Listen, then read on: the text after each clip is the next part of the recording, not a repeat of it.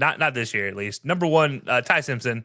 Look, he had a good game, but he was also held pretty ineffective. But he's still not bad enough to drop him off of this list. He still stays here. It doesn't drop him off of the bottom three because there's really been nobody to replace him in the top three. Now, number two on my list is a guy who had a great week. That's Julian Sayin. 300 plus yards, 3 touchdowns, probably the number one overall option for most Heisman voters out there. That's fine. I just don't think he's done enough to confirm me against good talent as the number one quarterback in the nation, as the number one player in the nation. Because number one in the nation is still Fernando Mendoza to me.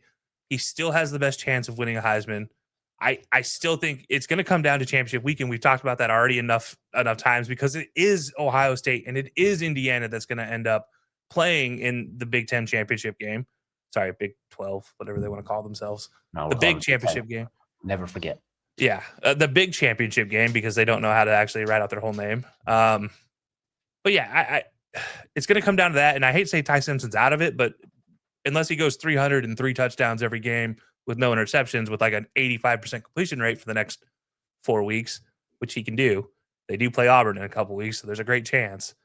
I don't think he has enough to get over it. And I really look at these three and then maybe Marcel Reed as those are going to be your guys in New York when it comes down to it. But for right now, this is where we're at.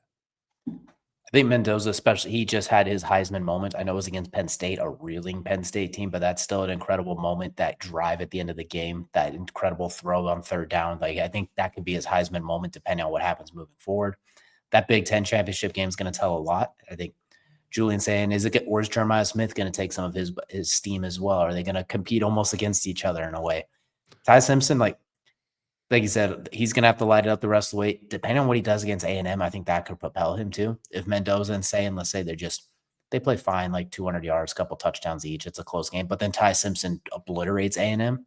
I think there's could be it could definitely be shaken up. I feel like these three, my honorable mention is Jeremiah Smith, just like that fourth, looking at Marcel Reed if he goes ballistic down the stretch too. But it feels like these three will be in New York all but locked in, barring something catastrophic happening in the next 2 weeks to either one of their campaigns.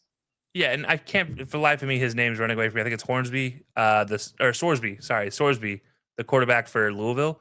Barring Louisville winning the ACC outright, I don't think he gets a chance to end up in New York. But I got to give credit where credit's due. The guy has rocketed himself up the board the last couple weeks, and he's been leading this Louisville team beyond what anybody believed they could be. Because as I said, they are a top 5 team in the ACC right now. Like, they are better than Miami. So if you're leading a playoff level caliber team based on the rankings right now, I could say that, then you should have an outside chance of getting in here. So I really look at 4 realistic possibilities with Sorsby, Jeremiah Smith, and maybe you could say Jeremiah Love as the 3 guys that maybe could sneak their way into New York, barring a bad game from maybe Ty Simpson and then Marcel Reed. They could probably bump themselves into New York. But yeah, I think this might be a 3 Heisman New York day this year. I don't think we're going to see 4 or more because, they have done 6 before, but it's been a long time. I do think this is one we're going to see probably only 3 Heisman Trophy candidates. But we know how much they love Notre Dame based on the fact that they're number 8 in the rankings. So maybe Jeremiah Love does get in there just off the Notre Dame love. I won't rule it out, but be sure to let us know down below who you all have as your Heisman hierarchy top 3.